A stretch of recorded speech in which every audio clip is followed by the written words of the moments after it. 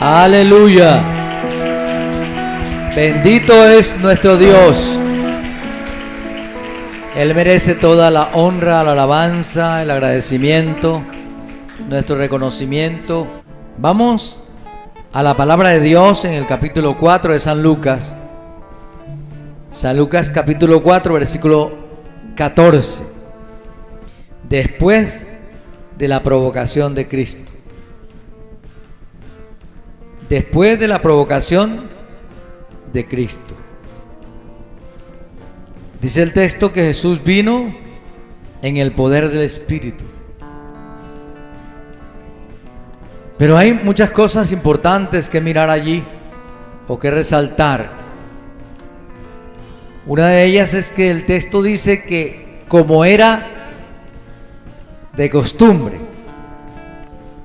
para Jesús leer el texto. El texto que Jesús lee no es una Biblia de estas, encuadernada, empastada, 66 libros, todavía no existían. Lee un texto en un rollo, en un pergamino, en algo que se asemeja a una cartulina inmensa y lee ese texto. Pero llama la atención que era costumbre de él. ¿Cuántos de ustedes pudieran decir en esta mañana: yo tengo la costumbre de ir a culto y leer la Biblia?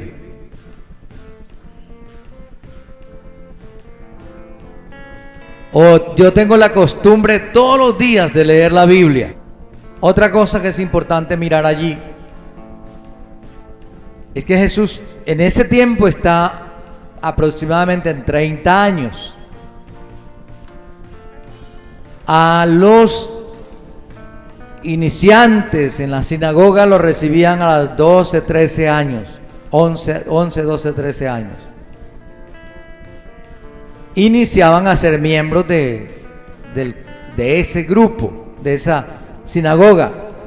Y usted sabe que las sinagogas se formaron en la diáspora, o sea, en el momento en que Israel fue dispersado por las diferentes naciones, inició a darse las sinagogas, los grupos en la diáspora, y allí se estudiaba la palabra. No había un culto, no había músico, no había quien cantara, no había quien tocara el instrumento, no había órgano, no había piano. Se cantaban himnos, que eran salmos, 1 o 2 himnos, y se leía y se recordaba y se leía el Shamá, el recuerdo de el Dios de los cielos, el único Dios verdadero, y lo que había mandado. Entonces es bueno y importante recordar que Jesús creció como niño. Dije, Jesús creció como niño. Y en el caso de Jesús no tuvo división de clases.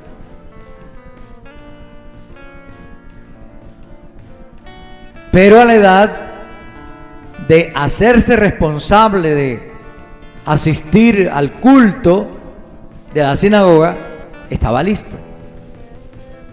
Y no solamente estaba listo, sino que estaba dispuesto a participar. Y ya habían transcurrido una cantidad de años, porque si estaba desde los, pongámosle, desde que empezó los 10 años, 7 años, tenía 30 años, ¿cuántos años tenía de estar allí? Ya tenía un poco. Y no se había ido. La costumbre en el pueblo de Israel era mantenerse, continuar, terminar, llegar a la meta. Ahora, pero qué triste es que después también que te estimen, es el caso de Jesús. Dice que era aprobado por todos. que todos daban buen testimonio de él, que te aprecien, que te escuchen bien. Después de eso que venga la pugna. Es horrible. Es un paso sin sabor, pero usted debe saber también y entender que eso no viene solo. Que hay una gente que está dispuesto a perjudicar, a hacer daño, que se llama Satanás. El Señor reprenda en el nombre de Jesús. Y que nosotros, los hijos de Dios, en ningún momento debemos permitirle ni seguirle los pasos a ese enemigo infiel de Dios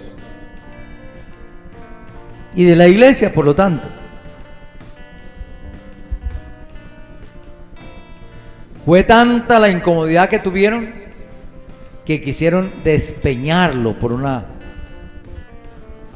cordillera abajo. Pero todos lo escuchaban de buena manera. Lo escuchaban bien. Y todo iba bien.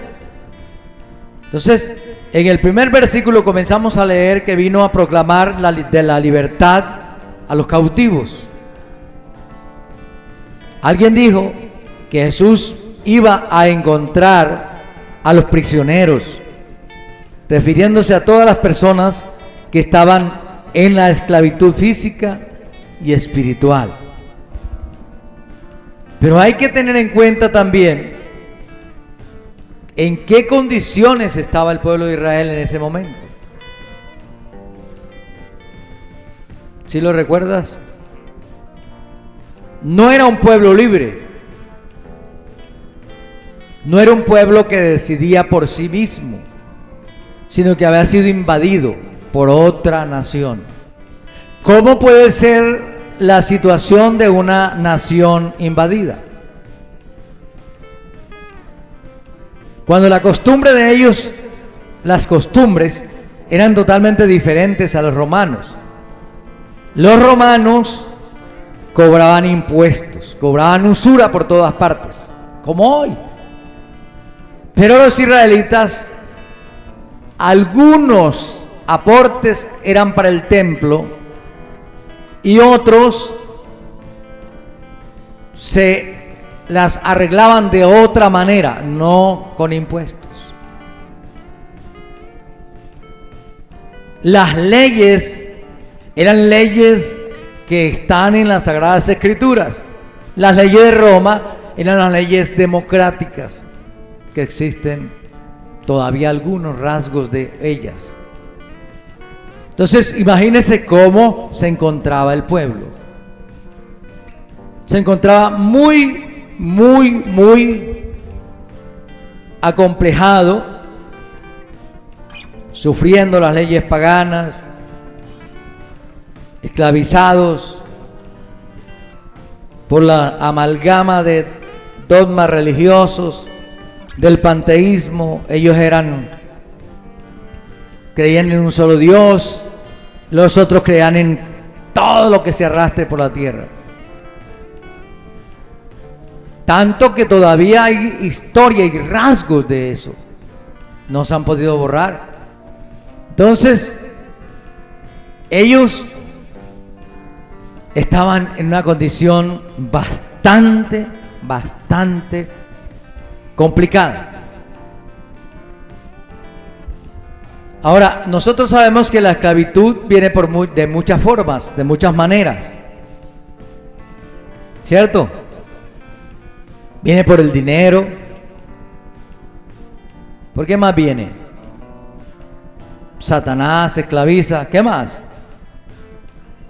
Culpas que esclavizan, dolores del pasado que esclavizan, la huella de la guerra que sufrió, bueno, y hablando de nuestro país, y que ellos habían sufrido también, los desastres que ha causado el narcotráfico, la huella que está dejando.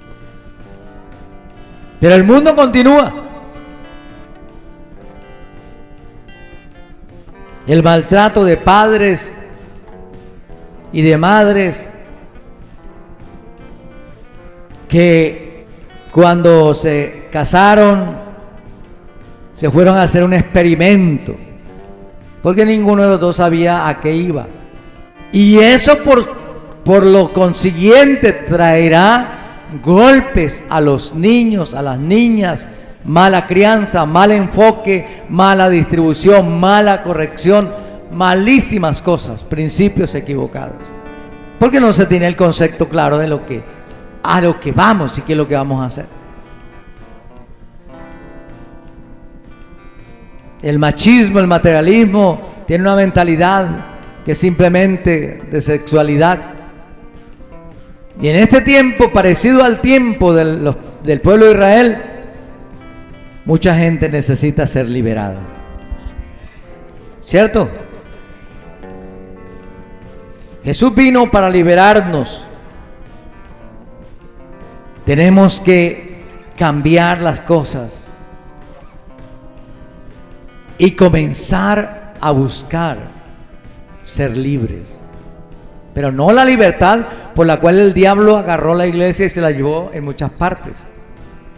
Libres para ser mundanos, libres para andar desordenadamente, libres para actuar como queramos, libres para funcionar como a nosotros se nos antoje.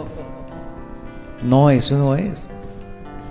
Es libre de las ataduras que traíamos del mundo.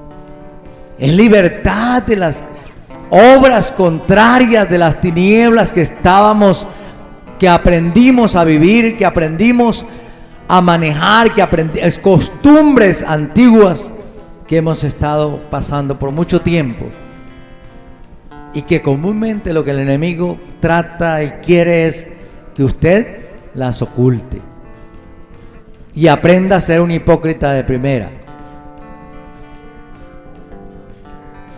Sonreír mientras llora.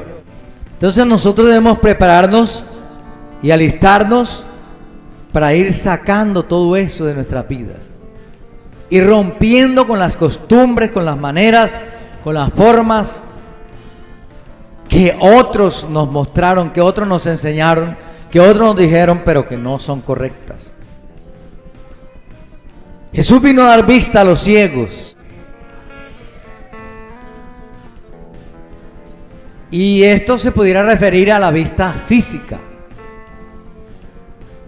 Pero también en los evangelios da a entender que vino a libertarnos espiritualmente.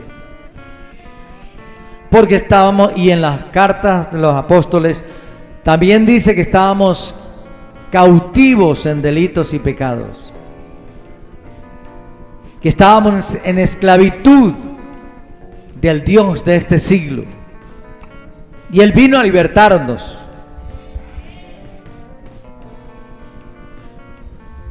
Una de las cosas importantes que Jesús quería era ver la vista física recuperada, restaurada. Pero también quiere que nuestra visión espiritual sea restaurada.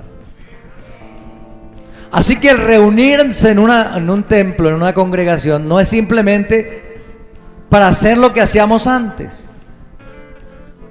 No, Jesús nos quiere alerta para transformar nuestras vidas, para transformar nuestros hogares, para transformar nuestras familias, para transformar nuestra sociedad.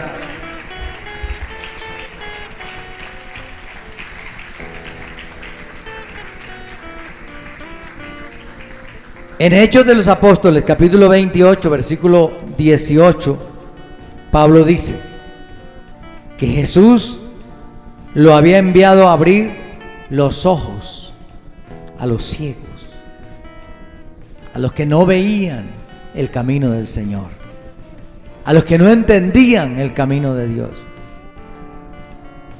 Otro que también habla de esto es Juan el Bautista.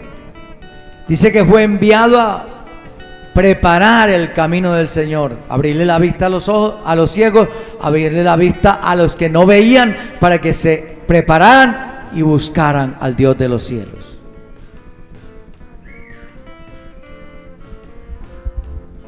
Jesús vino a liberar a los oprimidos,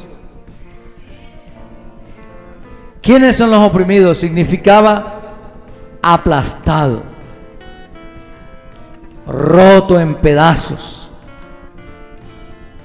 abrumado por el mundo y su sistema y los deseos nocivos de la carne, el enemigo, Satán, que el Señor lo reprenda. Y todo esto lleva hasta sentirse destrozado. Así que cuando usted vino a los caminos de Dios, no venía en buenas condiciones. No es que yo me entregué al Señor porque yo entendí que era la necesidad de salvarme. Si no me entregaba, no me salvaba.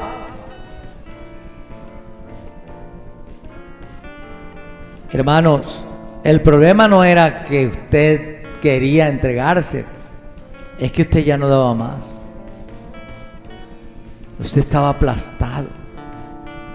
Usted estaba semidestruido ya. Ya usted estaba sucumbiendo. Eso fue usted, porque llegó abuelito, porque llegó adulto. No, Señor. Todo el que nació siendo humano, nació siendo pecador. Y eso ha venido haciendo mella en la vida de la persona y no tiene una vida feliz, porque está aplastado, está abrumado por la opresión del enemigo. Y el Señor vino a darnos libertad.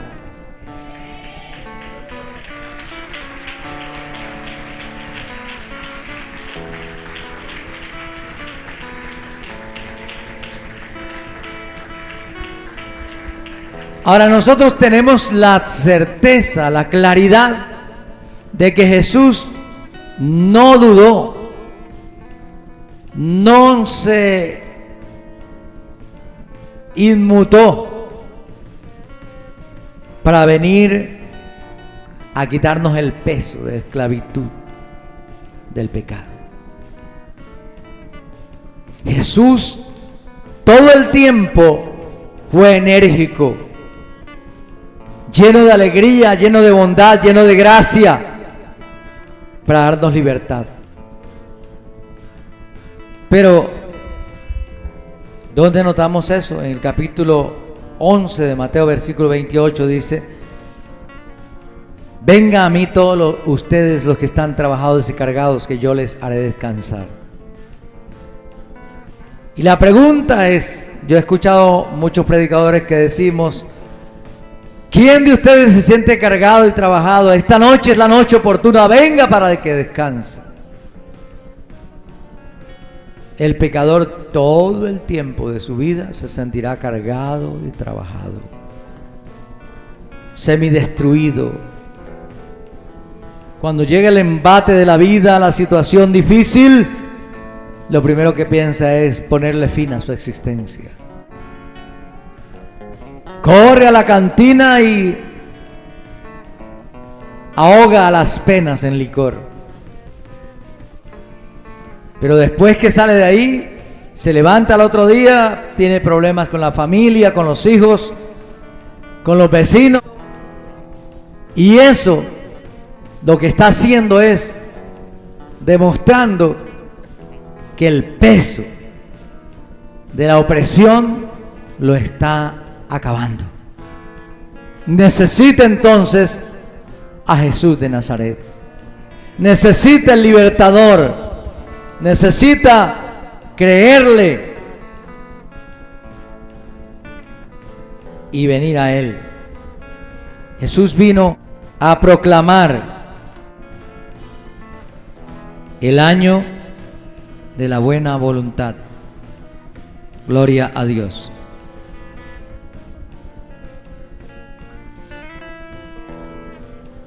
Que era el séptimo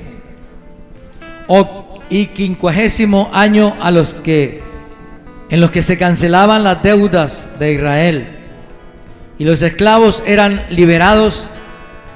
Esto se llamaba el año del jubileo.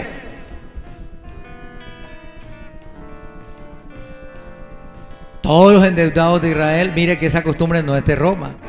En Israel, cada vez que se celebra el año del jubileo, se le perdonan las deudas a todos los esclavos.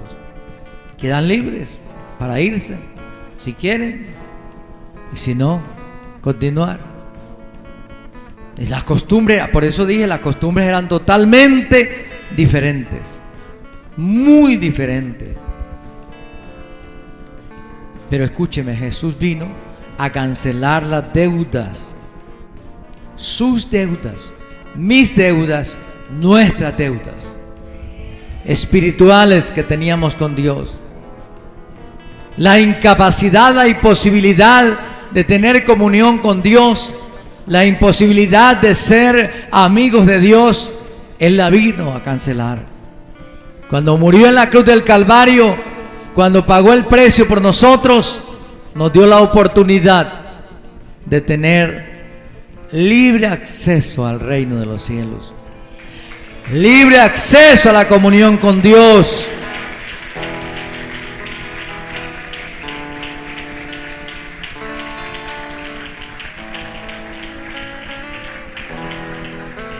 Y solo hay que responder al mensaje en obediencia, en fe, someternos. Yo decía días pasados que el Salvador es Cristo.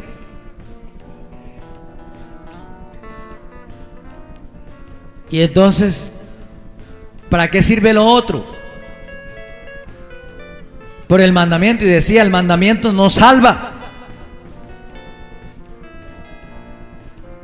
Pues bien, lo que sucede es que no podemos decir que la salvación es por gracia y luego decir, si guardo los mandamientos, yo me salvo. O es por los mandamientos o es por la gracia. Y sabemos que es por la gracia, por la fe en Cristo Jesús, por el don inmerecido. Y el mandamiento entonces, pues para vivir como debe ser, para andar como debemos andar, para conducirnos como debemos conducirnos, para ser las personas que Dios dijo que deberíamos ser.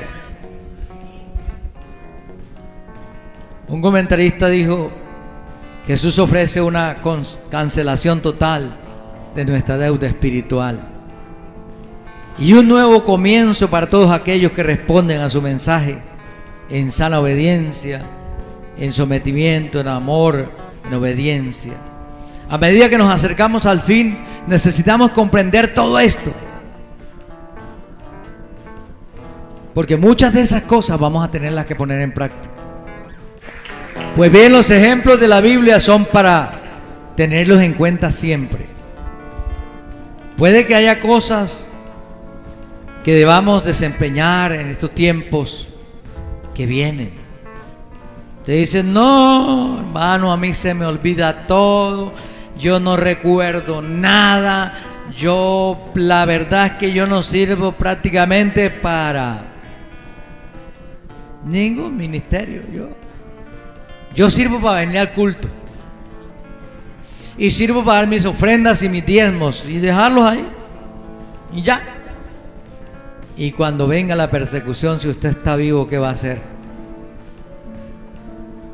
Va a tener que acordarse, aunque sea de un versículo, y de ese agarrarse y alimentarse todo el tiempo hasta que termine todo. Amén.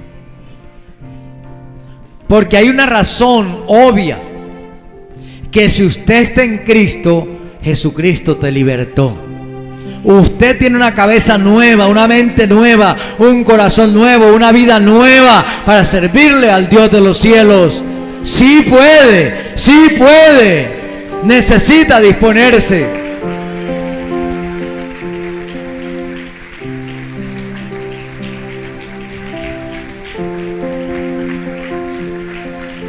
Lucas 4, 22 al 24.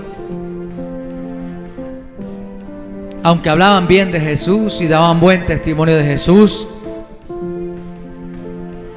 después se volteó la cosa. Como los líderes de este tiempo. Un tiempo la gente los aplaude, los sigue, y después los critica, los murmura, hasta del país se tienen que ir. Así pasaba en ese tiempo. Jesús sabía que ellos se preguntaban si haría las mismas proezas que había hecho en Capernaum o Capernaum, que en Nazaret haría lo mismo, porque el entendimiento de ellos y el entendimiento carnal quiere que sean de obligatorio cumplimiento los milagros y las señales. Es que si en Valledupar hubieron sanidades, aquí también tienen que haber. Y resulta que la Biblia dice que en Nazaret no pudo hacer señales. ¿Cuál fue la razón? La gente no creía en él. Y el que no cree en Jesús no recibe nada. El que no cree en Jesús no recibe nada. Hay que creer en él para poder recibir. Entonces no es de obligatorio cumplimiento, está en intermedio la fe. Si usted tiene fe, recibe. Si usted tiene fe, va a sentir la presencia de Dios. Si usted tiene fe, se moverá en el poder del Espíritu de Dios. Si usted tiene fe, verá la gloria de Dios.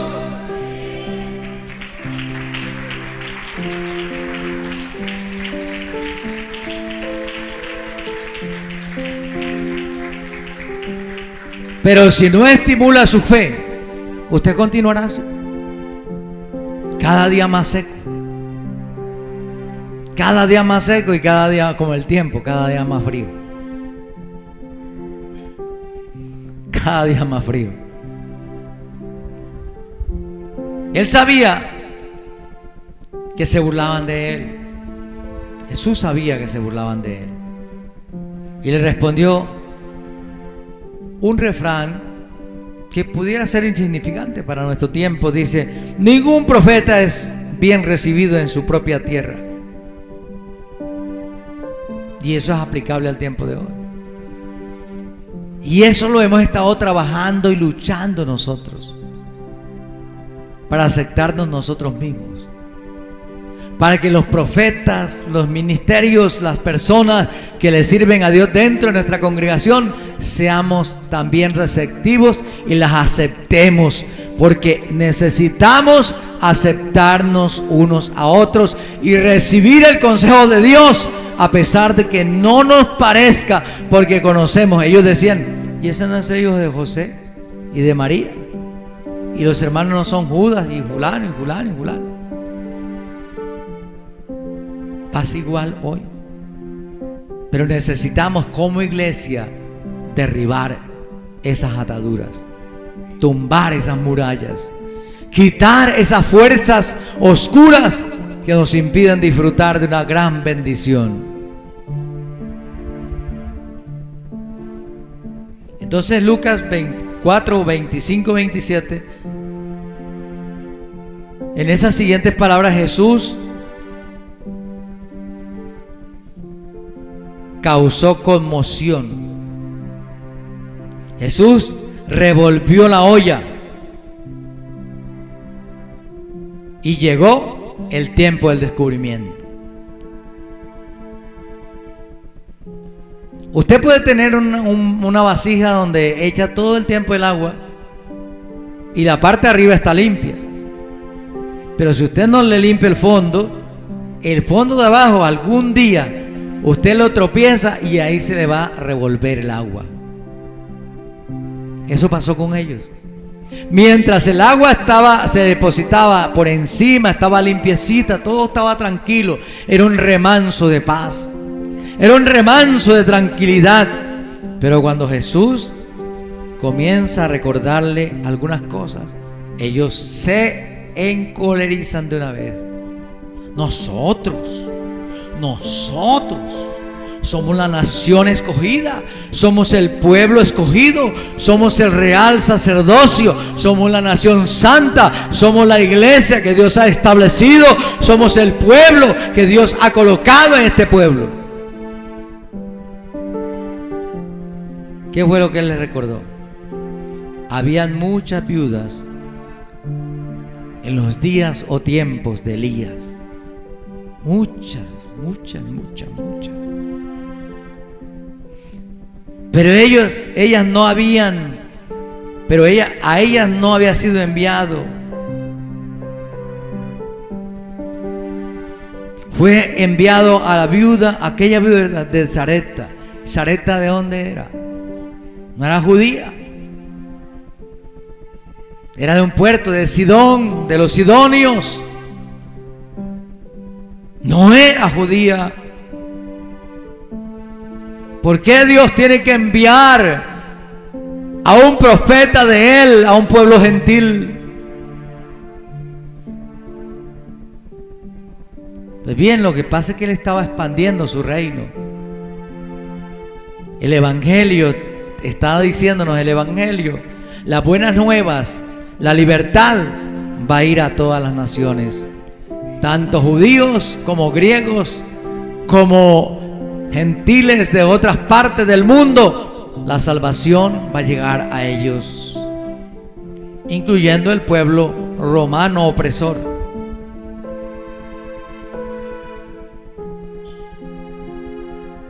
Dios envió al profeta a una mujer gentil, porque las viudas de Israel no lo recibieron.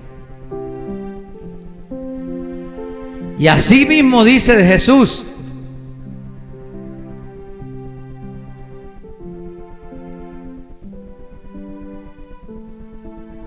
a los suyos vino, mas los suyos no le recibieron.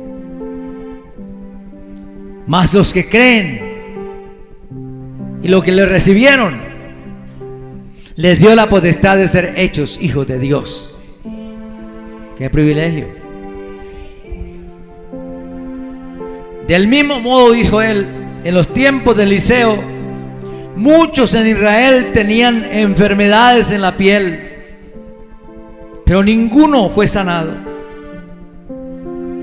Solo Naamán, ¿de dónde era? El sirio. Lejos, muy lejos, enemigo de Israel, pero fue sanado.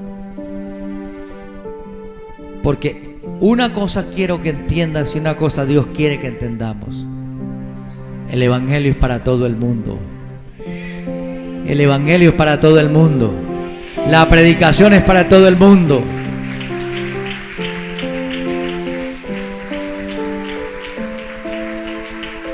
La evangelización es para todo el mundo. No es simplemente para tal cual grupo étnico al cual llegó y listo, o para tal cual nombre de iglesia y ya quedó lista. No, Señor. El evangelio es universal. Es para que todo el mundo pueda tener la posibilidad de creer o resistir el llamado de Dios. O sea, Él no tiene etiquetas. Pero en el capítulo 4, versículo 28 y al 30, dice el texto que al oír todos en la sinagoga, ¿qué fue lo que hicieron? Se alegraron. Dieron gozo porque dijeron: inició el año del jubileo sobre Israel. ¡Qué bendición! ¿Qué fue lo que hicieron? Se llenaron de ira, se enfurecieron, se endemoniaron, se rebeldizaron, se llenaron de odio, se llenaron de rencor, se encolerizaron, se levantaron contra aquel que era el amigo de ellos, con aquel que vino a salvarlos, con aquel que vino a ayudarlos. Y esa es la misma historia de este tiempo, la mismita. Usted va bien con su amigo hasta que tenga que decirle 4 verdades, y tan pronto le diga 4 verdades, lo perdió, se acabó, ya no es tu amigo. No, yo no necesito que me sermonee, bastante cansón es el sermón de allá de la iglesia donde voy, y yo no necesito que me sermonee más. ¿Qué amigo ni qué amigo? Esos son los amigos. Es lo mismo, la misma cosa.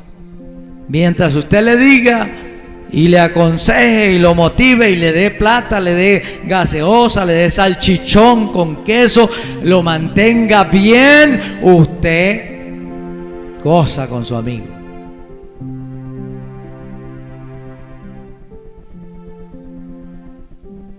Pero díganle la verdad, no importa, inclusive le puede hasta buscar plata prestada, no interesa.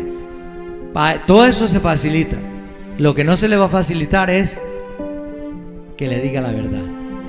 Tan pronto le diga, le recuerde la verdad, le recuerde que tiene que cambiar, le recuerde que tiene que salir de esa encrucijada, le recuerde que ya no puede continuar más en ese tipo de vida, en adulterio, como pasó con la mujer de aquel hombre, el cual Juan testificaba y le decía que tenía que apartarse. Hasta ahí llegó todo bien y se volvió enemigo de Juan.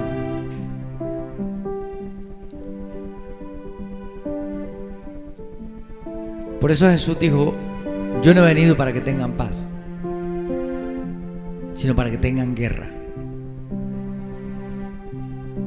Y dijo: y los peores enemigos serán los de su propia casa. Él lo dijo. Yo no tengo la culpa de eso. ¿Qué puedo hacer yo? Ya lo dijo, ya está dicho.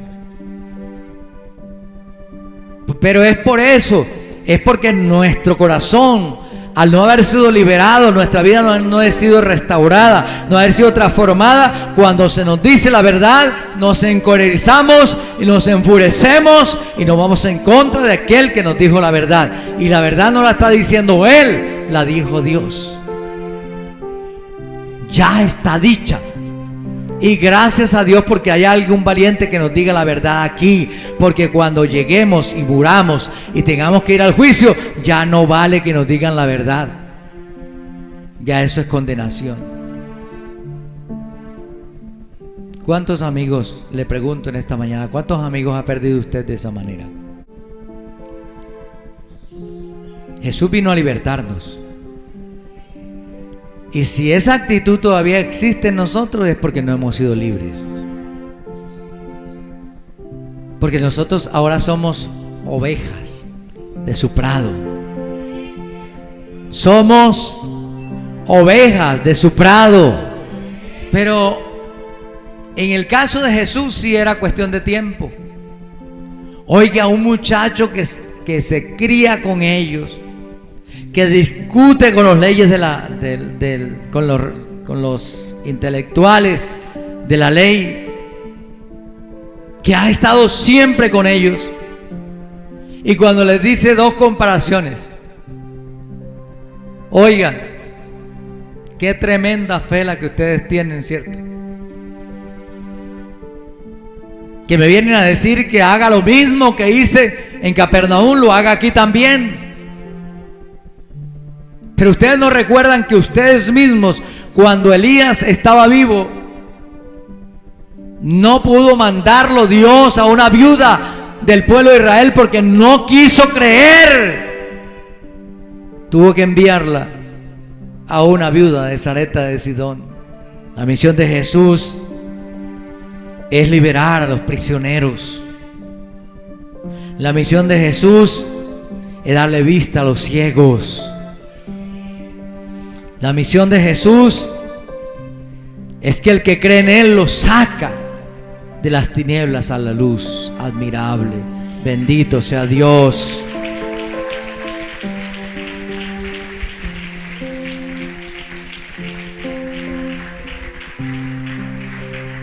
Que su mensaje es para los judíos, pero es para los gentiles también. Que es para los blancos, pero es para los negros también. Que es para los civilizados, pero también para los que no son civilizados. Para todos es el mensaje. No hay acepción de personas. Qué bueno que vayamos pensando este próximo año cómo vamos a reaccionar. No, como qué decisión vamos a tomar para ser mejores evangelizadores. Muchos están preocupados porque dicen que a mí no me dan púlpito. Y yo quiero púlpito. El que está pidiendo púlpito, lo que está pidiendo es demostrar su orgullo. Jehová reprenda al diablo. Y a usted también. Lo que Dios quiere es que todos nosotros vayamos y libertemos a los cautivos. Esa es la plataforma de lanzamiento. ¿Cuántas almas trajo usted este año al Señor? ¿Cuántos se convirtieron con usted? Ese es su púlpito. El púlpito lo tiene usted en su corazón, en su alma, en su espíritu. Es el Espíritu Santo que lo lanza a la palestra para hacer la voluntad de Dios. ¿Cuántos ha ganado y cuántos ha dejado perder?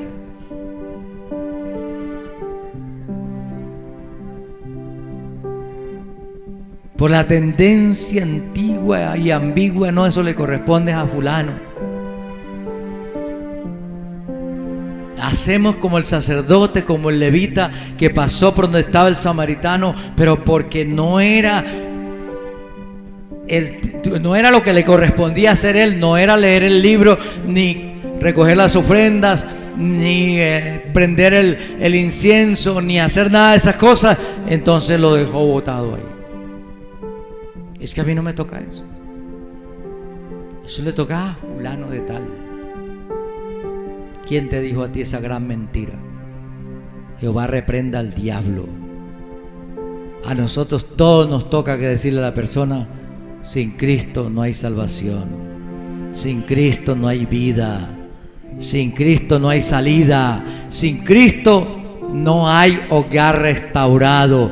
Hay apariencias, hay engaños, pero no hay hogar restaurado. Cristo es el único que liberta, Cristo es el único que levanta, Cristo es el único que da victoria a los pueblos y levanta bandera de victoria sobre ellos para gloria de Él.